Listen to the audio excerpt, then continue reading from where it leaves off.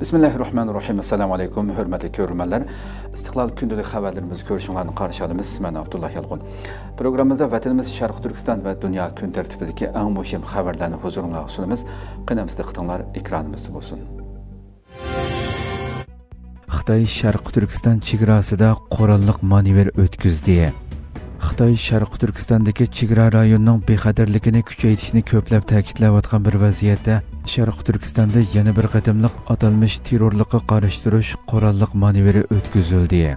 Xitoy tashviqot organi Tangritog' to'rining aloqador xabarida bildirilishicha, 26 avgust Şərq Türkistanning ma'lum chegara rayonida atalmış terrorlikqa qarshi turish va cho'chitish 2025 nomida birlashma qurolliq manevri o'tkazilgan.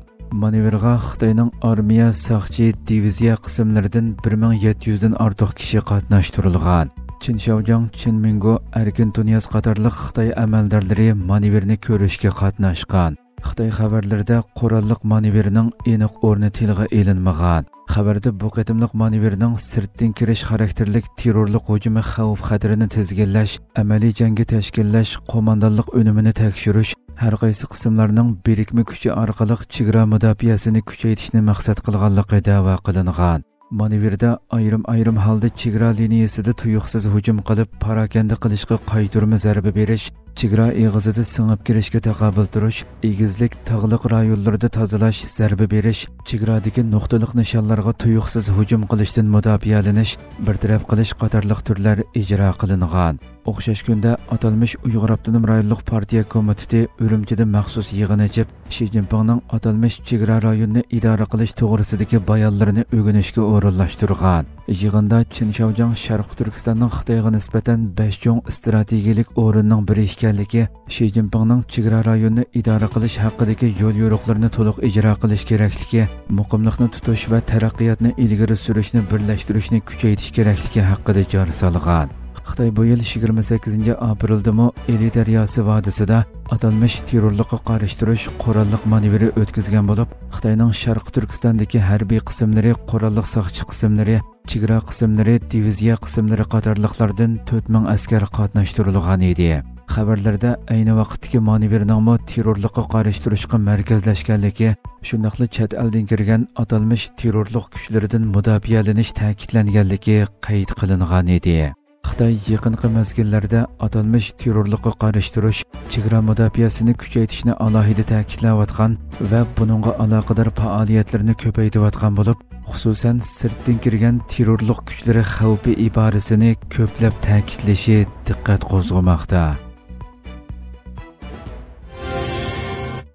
Qozog'iston bilan Sharq Turkistonning savdo miqdori tarixdagi eng yuqori saviyaga yetgan. Xitoy Sharq Turkistonda Uyg'ur, Qozoq, Qirg'iz qatorliq turkiy xalqlarga irqiy qirg'inchilik yurgizayotgan, xususan majburiy emgakka selish jinoyatini kuchaytirayotgan bir vaziyatda 2024-yili Qozog'iston bilan ishg'oliyat ostidagi Sharq Turkistonning savdo miqdori 20% dan oshgan. Qozog'iston xalqaro agentligining xabarida qayd qilinishicha, oldingi hafta Qozog'iston savdo va birgavdalashtirish ministrligining ministri Arman Shaqaliyov Urumchiga ziyoratga berib, atalmış Uyg'ur Abdunum rayonluq hukumatning qo'rchoq raisi Erkin Tunyas bilan ko'rishgan va Sharq Turkiston bilan Qozog'istonning yerliklar aro almashtirish hamkorligini kengaytirish to'g'risida suhbatlashgan. Arman Shaqaliyov Qozog'iston bilan o'rtaq chegaraga ega bo'lgan atalmış Uyg'ur Abdunum rayonining uzluksiz taraqqiy qilayotganligini, buning bilan yangi fursatlarni elib kelganligini, 2024-yili Qozog'iston bilan Sharq Turkistonning savdo ko'lamining 20% dan oshib 22 milliard Amerika dollariga yetganligini, bu jihatda rekord yaratilganligini bildirgan. Xabarda bu qatimliq ko'rish orqali Qozog'iston bilan atalmış Uyg'ur Abdunum rayonluq hukumatning savdo va iqtisodiy hamkorlik taraqqiyot yo'l xaritasini tuzish to'g'risida kelishim qilganligi, bu hujjatning tovar ta'minlovchilarini ko'p xillashtirishga, dastlabki mahsulot bo'lmagan mahsulotlarning eksportini taraqqiy qildirishga va rayonlar aro aloqani kuchaytirishga yordam beradiganligi qayd qilingan. Yaqinqi bir necha yil mobaynida Xitoy Turkiston Jumhuriyatlaridagi iqtisodiy siyosiy ta'sirini zo'raytirishga alohida kuchayotgan bo'lib, turli sohalardagi savdo kelishimlari, diplomatik faoliyatlari davomli ko'paygan.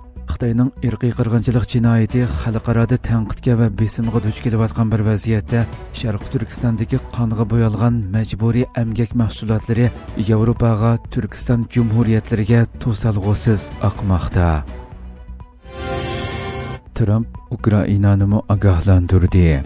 Trump tinchlik suhbati mag'lub bo'lsa, Rossiya bilan birga Ukrainaga embargo yurgizishi mumkinligi to'g'risida ogohlantirdi.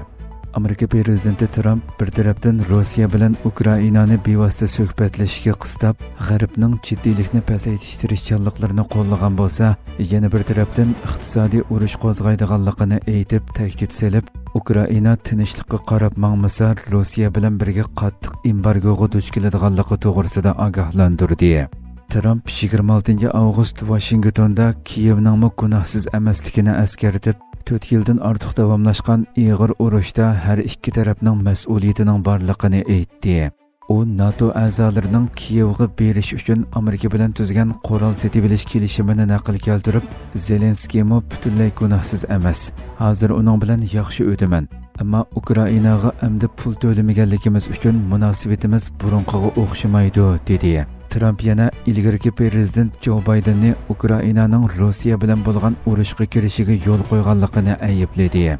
Amerika va Yevropa davlatlari Ukraina uchun bexatarlik kafolatini tuzish ustida tirishayotgan bo'lib, iqtisod vaqt gazetining Yevropa va Ukraina amaldorlarini naql keltirib xabar qilishicha, G'arb ittifoqdoshlari urush to'xtatish amalga oshgandan keyin Ukrainaning xavfsizligini kuchaytirish uchun 3 qatlamli bexatarlik plani tayyorlamoqda ekan. Amerika tashkilotlari Isroiliyada tutib turilayotgan Amerika fuqarosini qo'yib berishni talab qildi.